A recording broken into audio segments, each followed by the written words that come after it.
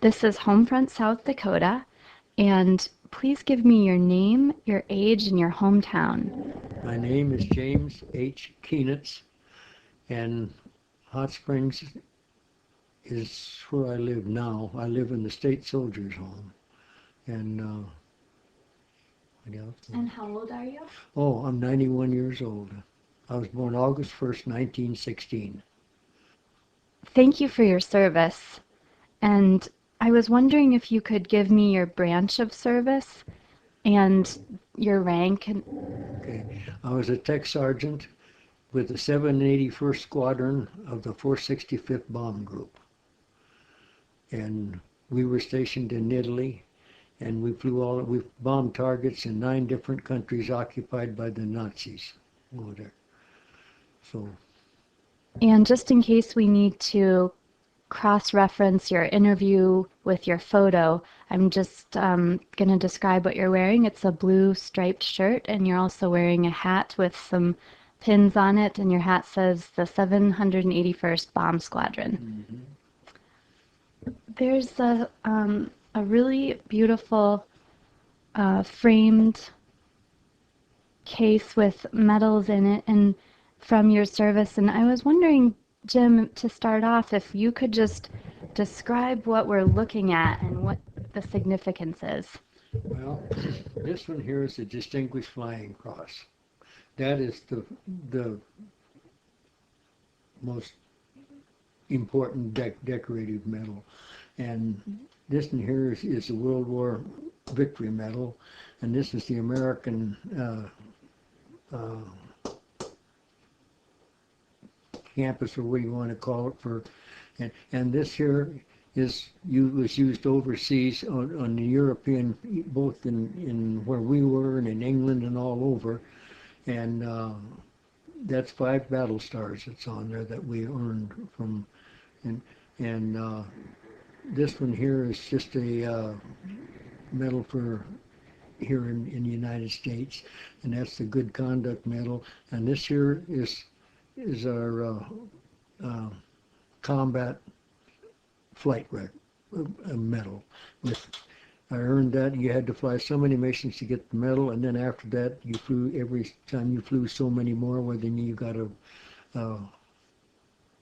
star with to go with it. And this year was issued by the United States government to the outfit that did the 465th Bomb Group. You flew with it twice, so we earned that twice. And that's a small rectangular Yeah. kind of blue medal. Mm-hmm. And this here is a tech sergeant. Uh, and of course, this is the 465th Bomb Group, and that's the 781st Squadron. And this is the wings that combat wings, and these are just wings if you're just was just on, like on a plane that just hauls stuff around the country or something like that. Okay. So, And what about this one? well, I've earned marksman with both of those. Okay, that So, one's a cross, kind of cross symbol, it looks like, or a. yeah. Mhm. I really don't. That just came out, and I don't know why it was designed like that at all. I can't explain. Mhm. And it was 15th Air Force is where I was in, and always overseas. At the very beginning, when Jim was describing the medals, he was going from right to left, so starting with the blue and white and red striped medal, and then ending with the blue and gold striped. Okay, I'm going to just set this up here. Um, I have a list of interview questions, but before I start asking some questions, is there anything in particular that you would like to share from your experience in the war? Well, the main thing there is uh, one mission we didn't get back home. We had to make a forced landing on a little island called Vis in Yugoslavia, and then there happened to be an small American boat there, a Navy, and they took us home back over to Bari, Italy the next day. And so that mission, that plane was gone forever because there was no way to get it back. And I don't know. Oh, we had a couple of real hard missions that, like we bombed Friedrichshafen, Germany, and that was over 600 miles from our base in Italy.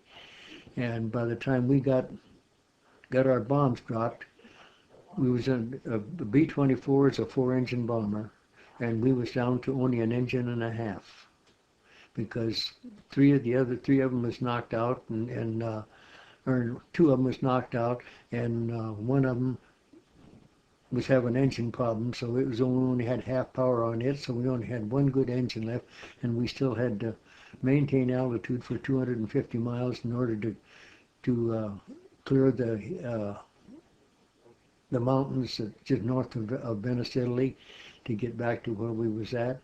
And people said that you couldn't do that on the B-24, but they don't know, but we did, and we got all the way home. We flew all the way home on an engine and a half. And we wasn't supposed to be able to do that, but so you don't know what and then the other time was when we shot up so bad over Vienna, Austria, that that's when we had to stop at the island of Vis and leave the plane there, and they took us back to Italy. So those are the two ones. But over Vienna, we got 2 engines knocked out 4 out of the 6 times we was over Vienna. And then all the rest of them, we'd get hit lots of times and lose an engine or 2 engines, something like that. But we just stayed right with the squadron and came home. So that's about all I can tell you. Can you tell me again how many missions you flew and what your job was on those missions?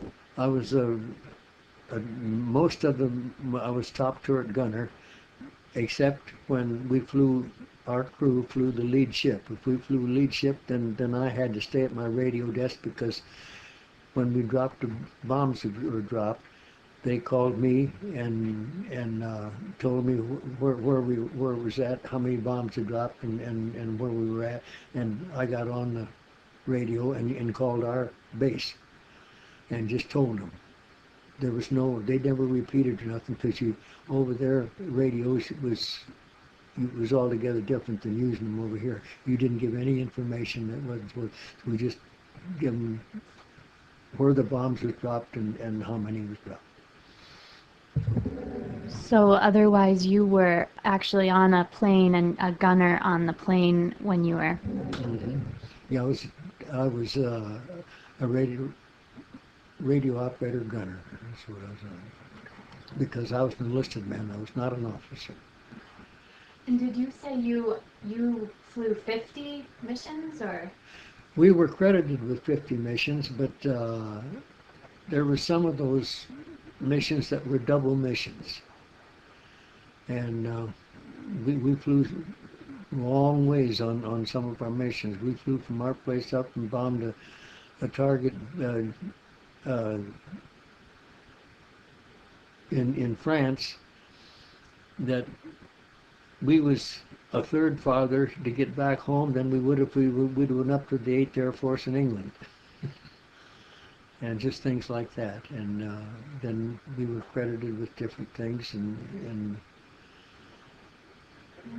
it's been a long time ago. What did it feel like to you when you were hit, when you were on a plane that was hit? Could you describe that experience? Well, all you thought of what you was going to do and how you was going to get out of there if you had to. Now, this one time, the pilot did order us in bailout position, but then we decided that we could finally get to that little island in Vis in Yucatan, so they called us up, and we went back up and laid down on the floor and landed in crash position. And then that plane was gone forever. So, but other than that, why,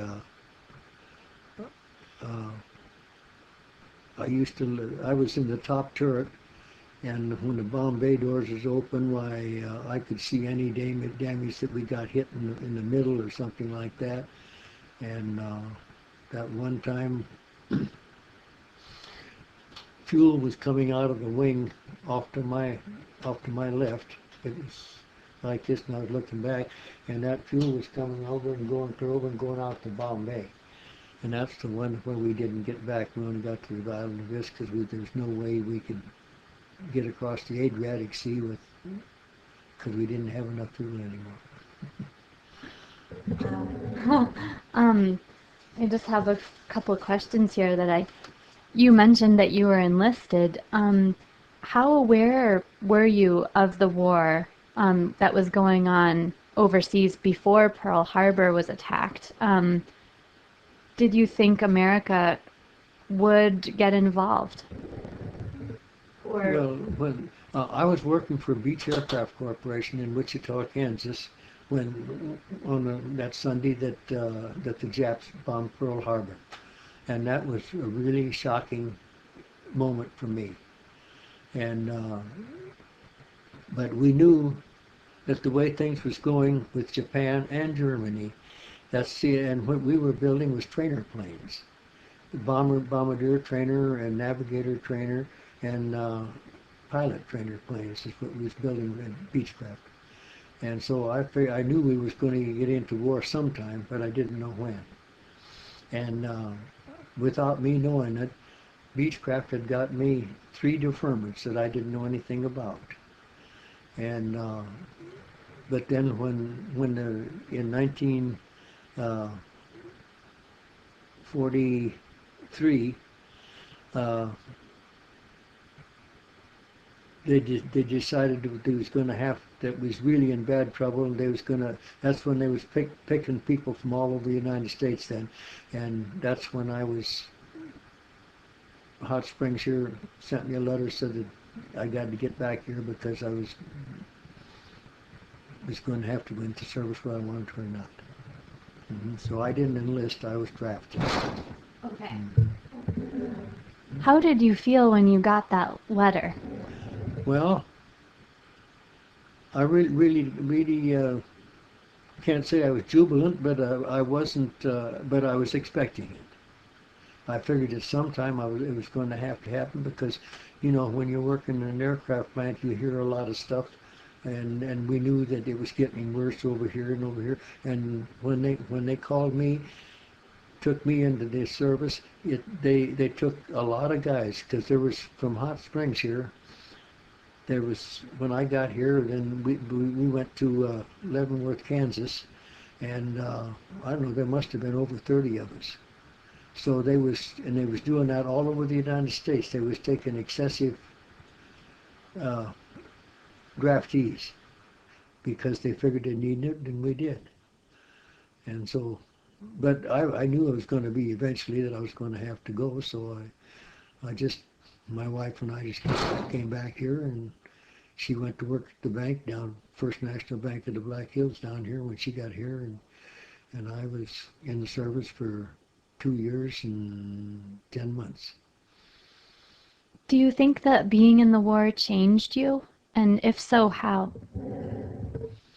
No, because, and I think the reason it didn't change me because our family was poor, very poor. So I didn't get to finish. I only have 2 years of high school, and by the time I was 18 and 19 years old, I was running a bottling works.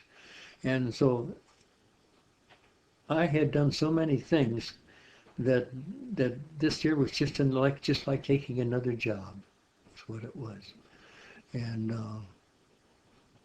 I just went along and done what they told me to do, and I didn't criticize anything. I just went along with the flow, you might say. Mm-hmm. Did you write letters home often, and were you able to describe what you're actually experiencing in those letters, or no? We didn't do that. Mm-mm. Okay. No, I would, like when I was overseas, every month when I get my pay, well, I'd send it home. And I would just write notes to my wife and just, but I didn't write long letters saying, well, telling you this or all that, because I didn't figure that that it was good for her to know. Like if we was going out and getting all shot up, and if I went on a series of missions, for a month there, and which we got shot up an awful lot. And there was many times when was wondering whether we was going to be able to make it back to the base or not. But we was always very, very fortunate and got back, except that one time we got back because the Navy took us back. So I felt very fortunate that we just didn't, because I knew fellas that got shot right out of the sky right beside us.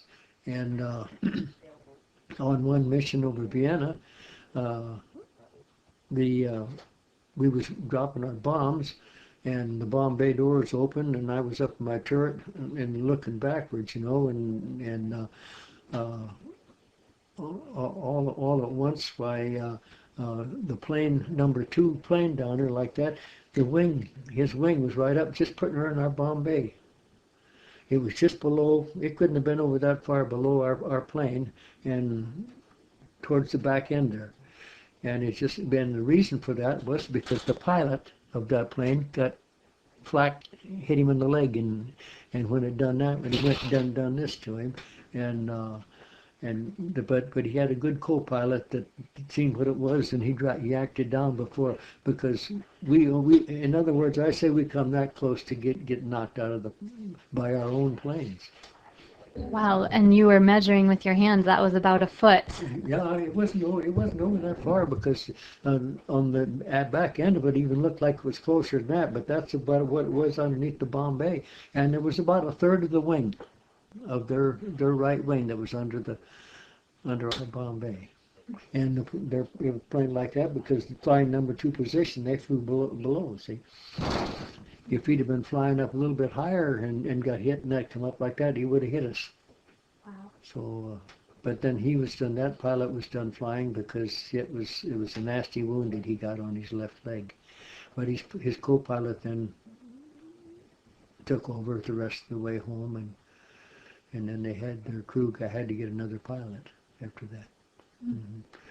Because that's the way it was. See, you belong to a crew, and I only flew one mission. I didn't fly with our own crew.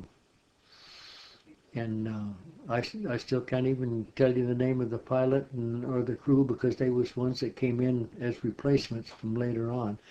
But they didn't have a top turret one time, and flew up in Yugoslavia.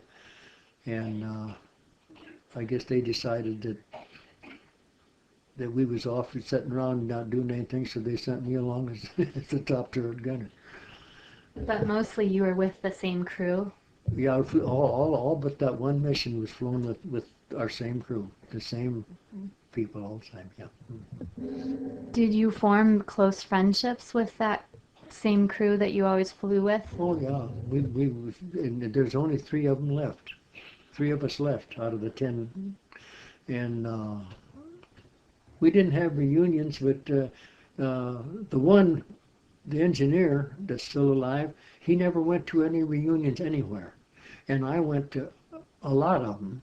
And the bombardier was the other one, and he went to several of them, so I got to see him several of them. But then towards the last, he quit going to them, so I figured he's physically unfit, and I don't know what condition the engineer is in. So there hasn't been any communication between the 3 of us in, I'd say for about 3 or 4 years now. Mm-hmm.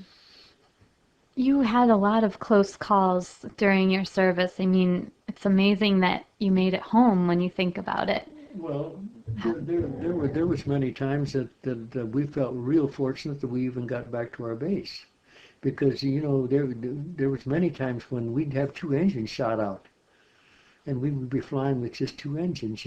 Well, and when you got the 2 engines shot out, all those fuel tanks along there they got it first. The flak went through them and to knock out the engines, and that I'd sit up there in the top turret, and I could see the spray of fuel coming out of that wing until those tanks was empty. But so but a B-24, you could fly it with it didn't take all the engines, and the B-24 is the most unheralded plane in World War II, and it was one of the best. And because all of the experts, of years, they declared that the B-17 was better than the 24, and it was not. No way, shape, or form. As a matter of fact, there's records in Washington, D.C. right now that says the B-24 can fly higher, farther, faster, and carry a heavier bomb load. And that's when I was going to gunnery school. That's what the instructors down there, they kept saying that the B-24 couldn't carry hardly any bombs, and we could carry more bombs than the B-17. So there's a lot of stuff when that was spread around that wasn't the truth, that nobody knew about. So. Why do you think that was? Do you know any reason why they would say that? No, it's just I have no idea why that was done that way, but it's the truth. And I know one time when we got ready I went to briefing in the morning, and you got a sheet like this that had everything on there, what bombs you were carrying, and where your target was, and how many planes was going on that, and then the top part of it had the B-17s up there. And it says on there the B-17s will be taken off 2 hours before the B-24s. And I thought, well, God, that's going to be nice. They're going to go in there and they're going to get all chewed up. But then at the same time, then where the gun emplacements around the targets will be built up. So in case of anybody else coming here, we'd be coming in there 2 hours later. Well, we got to the IP and started our bomb run, and the bombardier had the plane then. He opened up the bomb bay door, and those 17s that took off 2 hours before we did was just right down there. And I found out that with the same bomb load, 600 miles, it took them 2 hours longer to get there than it did us. So you learned a lot of things that weren't, the people didn't tell you. You just had to learn them yourself. And the only things I'm going to tell you is something that actually happened to us. I'm not going to tell you what I think about anything. Mm-hmm. It's just like I was telling you about coming back from Friedrichshafen on an engine and a half. Now, nobody will believe that, but I don't care if they do, but it actually happened to us, and we know it did. So, and the 781st Squadron knows it too. So. How did it, Jim, how did it affect you to be so close to, crashing or dying? How did you deal with that? It never, I never got all excited or anything. I don't know why. I just took it for granted, and all I had done was thinking about things of what I'm going to do for this or do for that, And there was a lot of times when we had 2 engines shot out, I didn't even pay any attention to it because I knew we was going to get home anyway. And when you get 2 engines shot out, why, there's other holes in the plane there too. Our Vol turret gunner got hit with flak when he was in his turret, and flak come through. Right in front of our pilot, and came through the side of the plane and went right past his face and got up right up about in there, and it broke in two, and one piece of it went out through the top of the cabin up in front of it, and another piece went out and went there, and that one, when it went out, it only missed my head by about that far. It never touched my turret. But when I went in there and looked up through there, why it couldn't have missed the direction it was going. It couldn't have missed my my head by much farther than that, because my head is only about just right up to the back of the turret. Just things like that happen, and you think, okay, so what? I got through that one. But actually, I was surprised that I never did get real down and get scary at all. I just figured it's because I was older than the rest of them, and it was part of my job. It's because I had worked so many jobs before I come into the service and was told what to do, and you just took everything for granted and done what you're supposed to do, and that was all. You just went along with it. So I suppose if a lot of younger people got excited, about it, I never did. I never got excited about it. So you saw other kids, younger ones, get excited, but you kind of kept your cool? Yeah. Well, our tail gunner, and you'd hear him talking on telling what happened, and the tail gunner got excited when the ball turret gunner got hit, because he wasn't that far back there. It could have been him too, But really, our crew was pretty well organized, and we didn't get that scared. None of us did. So when we just went along with the flow, whatever happened, we just figured out what we was going to do, how if something else happened. If we had to bail out, we figured out where our parachutes were off. We had the harness on, but our parachutes was laying off to one side. Just things like that, and you just got to thinking about what you're going to do, and you never got excited. At least we didn't. Sounds like you just focused on what you had to do in the moment to deal with whatever was happening. That is true. That is so true. Did you find yourself thinking about why you were fighting the war and the larger, what was at stake for like the American country? Did that ever come? I never got that involved at all. I just done what they told me to do, and that was it. And but there were several times there that I didn't think we was going to get back, and what I was thinking about is it was looking down to see where we were at, to see whether it was going to go to Switzerland, if I could bail out and make my way to Switzerland or something like that, which was, and the rest of the crew, they talked about if we got a chance, well, that's where we would go. And now I found out just here in this last year that was a big mistake. Switzerland was operated by the Germans, and the Swiss people was working with the Germans, and there was a lot of guys that bailed out that wound up got into Switzerland, and a lot of them got killed there by the Swiss and by the Germans. So it wasn't the right place to go. So you learned a lot of things after the fact, yeah. So now I'm glad I never went to Switzerland.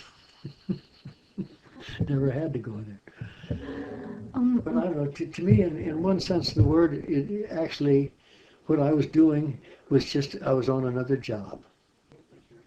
And I just wanted to do my job and do it right.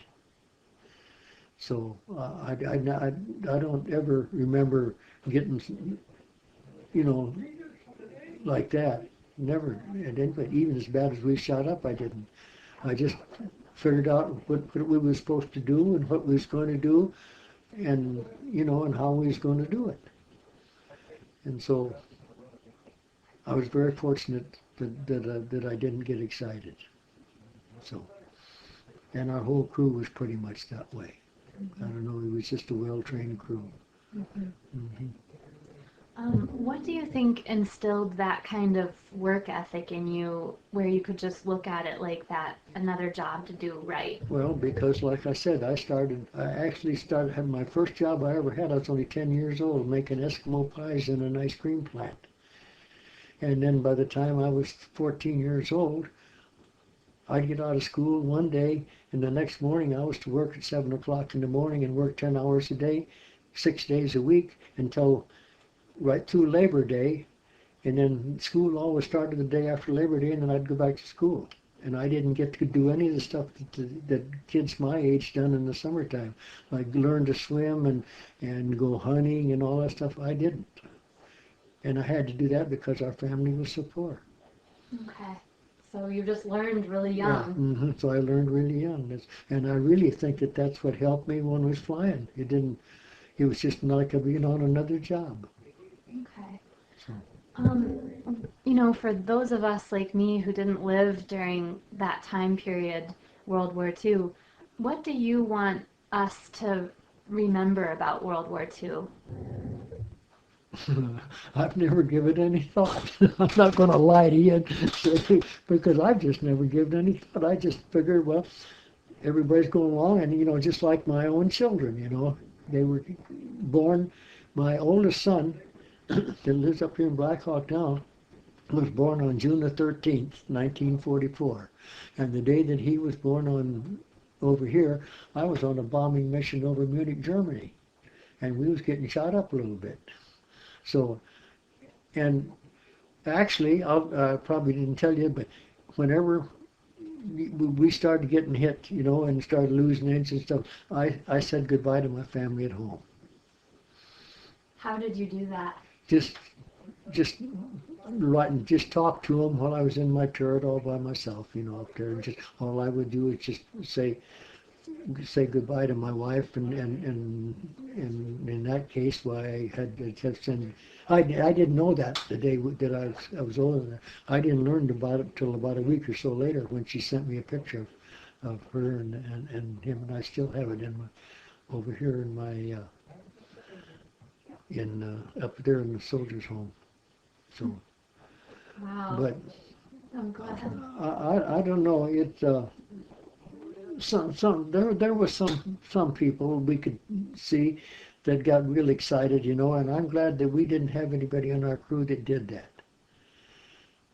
So, in other words, in one way or another, if you want to look at the way I could look at it, is me doing what I done in World War II wasn't any different than going to work someplace and doing a job for somebody.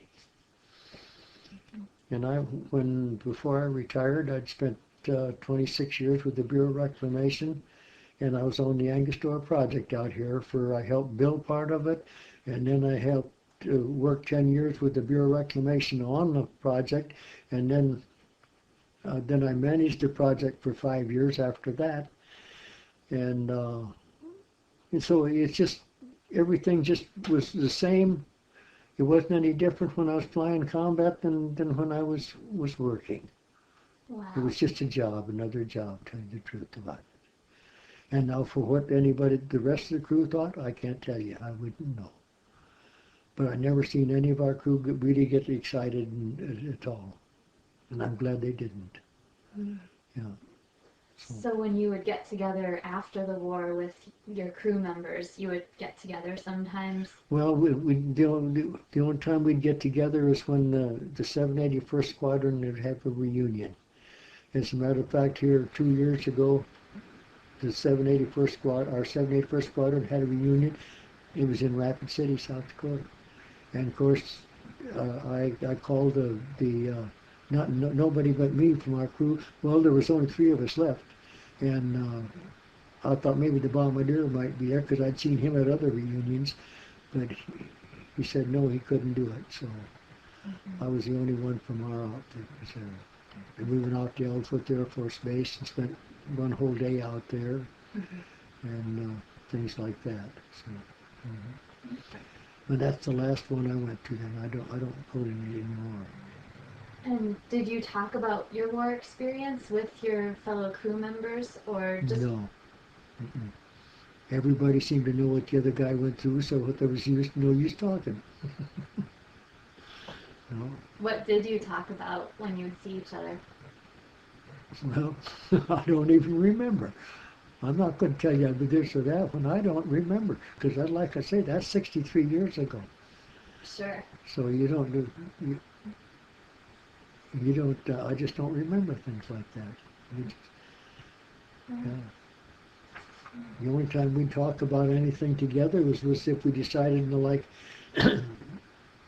when we was in Italy there, if we was going to go to Isle of Capri, or we went to Rome and went to Naples and places like that. Why, then we talk about it, about when we was going to go and who all was going to go, and that was it.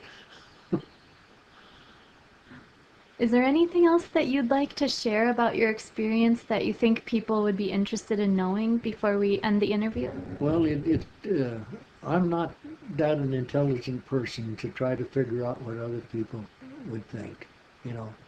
So I'd just as soon not comment, make a comment on that, because I might be wrong and I might be right, and I would, if I'm not completely right, then I don't want it to be honest.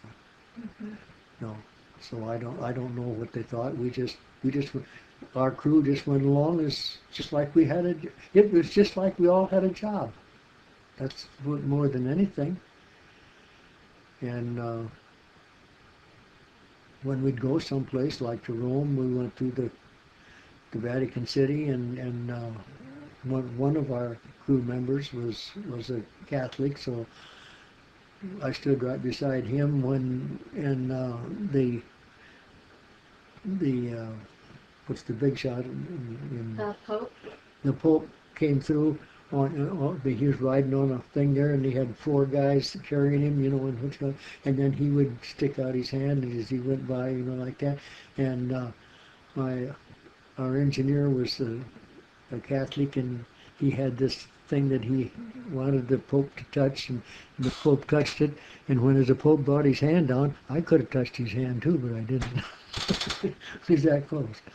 So, you know, things like that happened, and we enjoyed them. Mm-hmm. So it sounds like you had some neat experiences, like on your off time traveling in Europe a little bit. Yeah, we would go different places. We went down to Barrie, and we went up into Cerignola, and I shouldn't have told you about the Cerignola one, because we went out and drunk that time. But we went to Barrie to different things that they put on the show or something down there. We'd get down there, and then when we went, our whole crew spent a week on the Isle of Capri, and when we went to Rome that time, we spent 4 days up there, and they took us up they flew us. No, we went up in a vehicle, and then when we come back from Rome, we had to hitchhike all the way back. Well, we got back all right, so just things like that you remember. Mm-hmm. Yeah. But I guess the only thing I would want to say is actually what I done, speaking for myself, I mean, for what we done for flying. To me, it was all just another job, and I didn't think that much more of it. And like I said, though, when we start get shot up so many times, and there was a lot of times that I said goodbye to my family while we were still airborne. You know, other than that's all I can say.